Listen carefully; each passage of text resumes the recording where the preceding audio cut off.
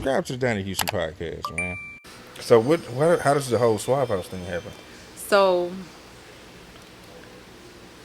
Red ended up eventually going back to New Orleans, and I went back to New Orleans to see my mom.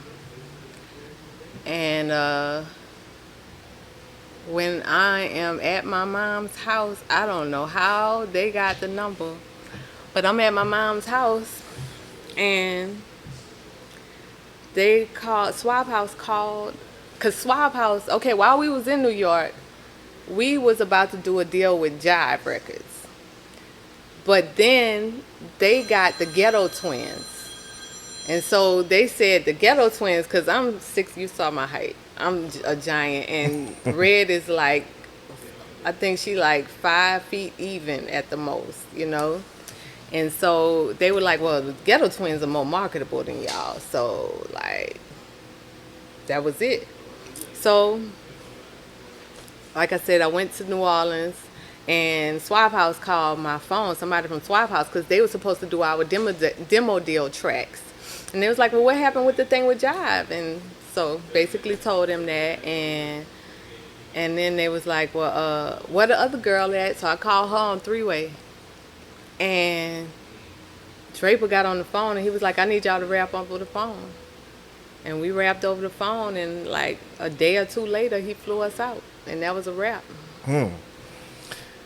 Man, okay. So tell me about what's your first impressions when you get to like meeting Tony Draper and getting around Suave House, and like who's some of the first artists you getting around, and like Um, Everybody was cool. Like I was so excited to just be a part of this new fam because I was jamming the Swab. I was like, that's who I used to. I kind of was raised up on them, so I'm just like, okay. But I knew I belonged there at the same time, so I wasn't like, fame struck or nothing. You know what I'm saying? But I think the first ones I met was actually Sugar, the Knuckleheads. Met her first, and then I met Ball and them, T Mix. Just I met all of them. We both met all of them, and it was so much love. Like they welcomed us. what's the projects that they working on right now at that time? Like, what do y'all first get there and like hop on? Cause I remember the studio was in this lady's house at that time, and I remember working on "Welcome to the Suave House." Like I did that hook, you know. But I remember working on that. No, Mr. Mike. It was Mr. Mike. That was the first one. In the midst of the smoke. Man, Yeah.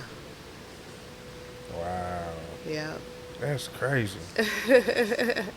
Yeah. So That's crazy. Okay, so what man, y'all do the what was the compilation? Album of the year?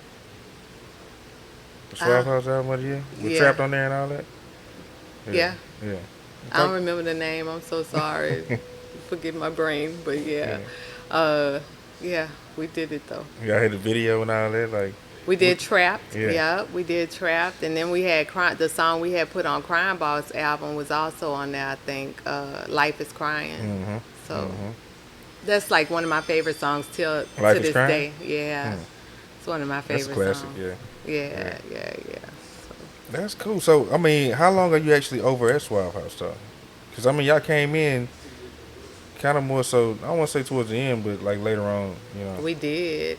Um, I would say we had a good 2 years probably there, and then we went through our own separation, and I became a solo artist, but then Wow, y'all was still at Suave House. Oh shit. yeah, yeah, yeah, Hmm. yeah. uh Young life, you know it happened, but I became a solo artist, but then they moved me to Atlanta, and eventually I was off of the label too. Donnie Houston.